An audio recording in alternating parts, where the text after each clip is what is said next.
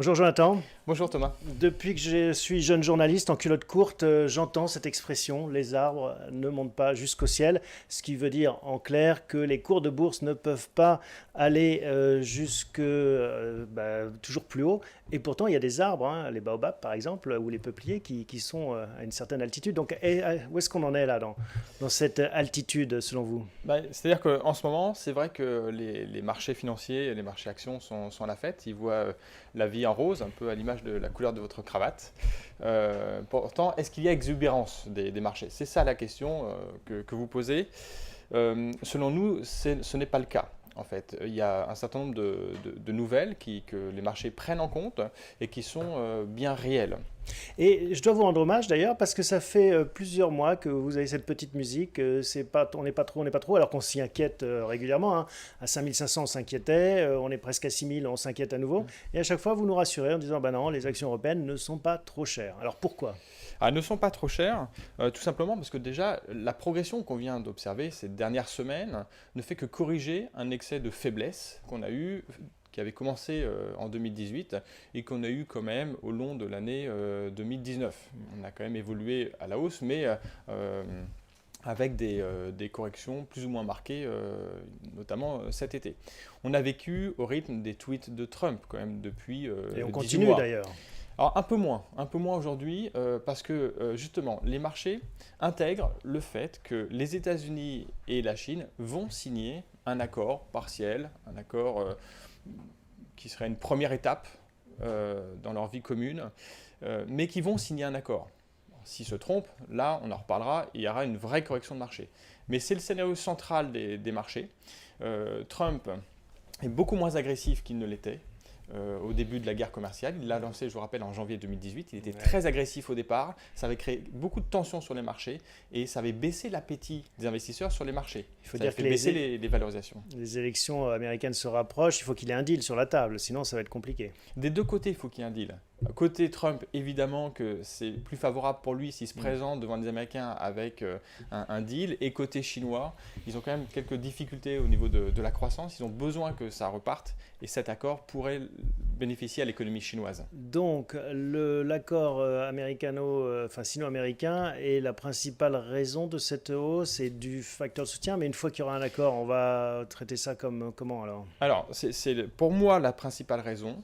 La seconde raison qui est quand même importante et qui est un peu le corollaire, la conséquence de la guerre commerciale, c'est que pendant 18 mois, on a vu les indicateurs économiques se dégrader en Chine, en Europe et aussi un peu aux États-Unis quand même. Et depuis cet été, depuis que les marchés ont intégré ce scénario central d'un accord entre les deux grandes puissances. Depuis cet été, les indicateurs, d'abord, ont commencé par se stabiliser. La dégradation s'est stabilisée. Et ensuite, ils ont commencé à légèrement repartir. Donc, il y a une amélioration de l'économie européenne. La France en profite, le CAC 40 en profite, l'Eurostoxx profite de l'amélioration économique qui est liée à l'apaisement général. Donc le scénario d'une fin de cycle, on en a parlé à maintes reprises. Pour vous, vous la voyez toujours pas arriver, cette fin de Alors cycle? pour moi, on n'est pas au bout du cycle économique. Là, on parle notamment du cycle américain qui dure depuis Plus de 10 ans 2009, maintenant. en fait. On n'en est pas là. On ne voit pas de récession aux États-Unis avant au moins 12 mois. Après, on aura le temps de faire d'autres émissions Parlons Placement pour parler de ce qui se passera en 2021. Mais disons qu'à l'horizon 2020, on ne voit pas de récession aux États-Unis. Donc, l'accord sino-américain, l'accord commercial, pas de guerre commerciale, pas de hausse brutale des taxes, ça c'est un facteur de soutien. L'économie qui peut-être décélère, mais pas tant que ça, voire qui marque un plateau et qui a un petit peu rebondi. Est-ce qu'il y a d'autres éléments, les résultats d'entreprise? Alors, les résultats d'entreprise ont été un peu dégradés dans le contexte tendu de la guerre commerciale, mais les perspectives sont un peu meilleures. Donc, on parlait notamment de toutes les valeurs liées au cycle économique, le cycle qui repart un petit peu, qui a l'air de rebondir. On pense à l'automobile, par exemple, aux valeurs bancaires, financières.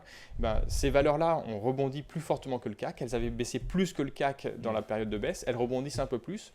Et les perspectives sont encore bonnes parce que la correction avait été tellement sévère qu'il y a encore de la place pour une hausse sur ces valeurs qui avaient été massacrées. Si j'entends bien votre message, ça n'est pas parce qu'on est proche des 6000 points, qui peut sembler un seuil symbolique, c'est pas parce qu'on a gagné 25% depuis le début de l'année sur l'indice CAC 40 qu'il faut s'inquiéter.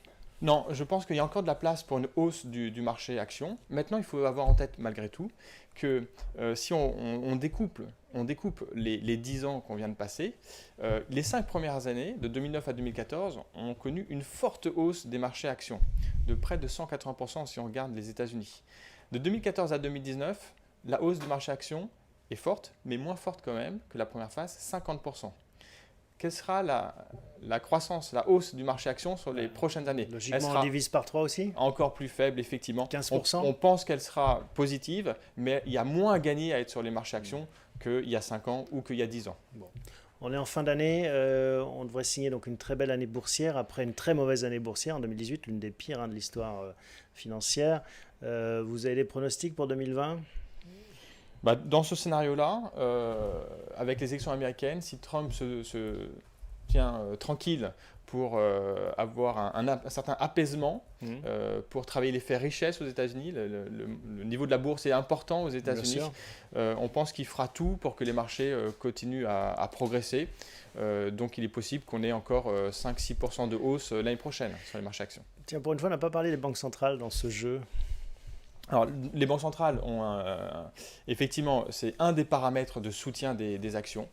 C'est vrai, j'en ai pas parlé, c'est important, très important.